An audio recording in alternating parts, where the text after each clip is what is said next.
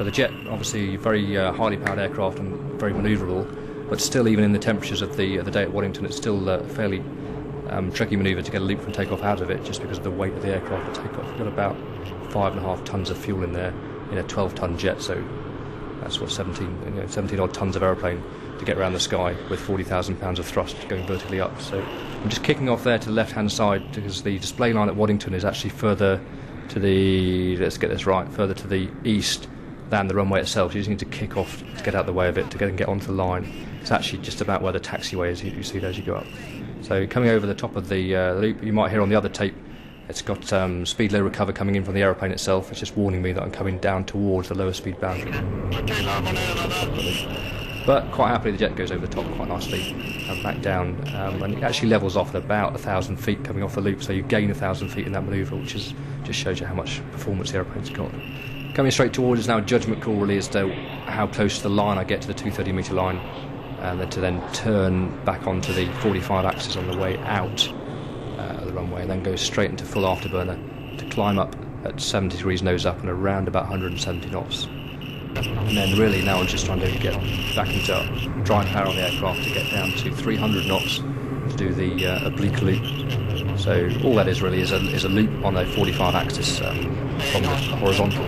So it's not a min-radius turn, it's not a vertical loop. It just hopefully shows the aircraft off in its planned form as you go round. Aiming to apex at around about 1,500 feet and then come back down to 300 to 500 feet back at the crowd line.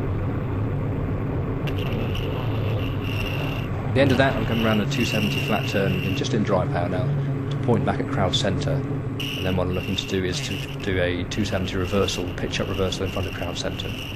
Again, the judgment today, because of the on-crowd wind, is to see how early or how late you can do that pitch up, and yes, get close to the crowd but not get too close that you break the lines on there. So I've gone to about 70 nose up before I reverse back round again, which means it's stopped the full momentum of the aeroplane and stopped it going across the 230 metre line. From there, rolling out and then just getting the speed back up to 350 knots to start the square loop, going straight to the vertical until I get to 3,000 feet, and then back sticking it onto the inverted attitude, holding around about 4,200 feet, and 200 knots, just slowly setting out 200 knots, and then the aircraft tracking the inverted.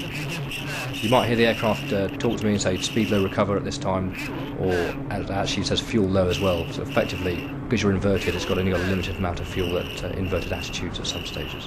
But it's perfectly safe, there's plenty of fuel in the jet, and then point it straight back at the ground again, and as per before with the pirouette, 2,500 feet, pull out of the manoeuvre to make sure I'm safely straight level before I get to 500 feet.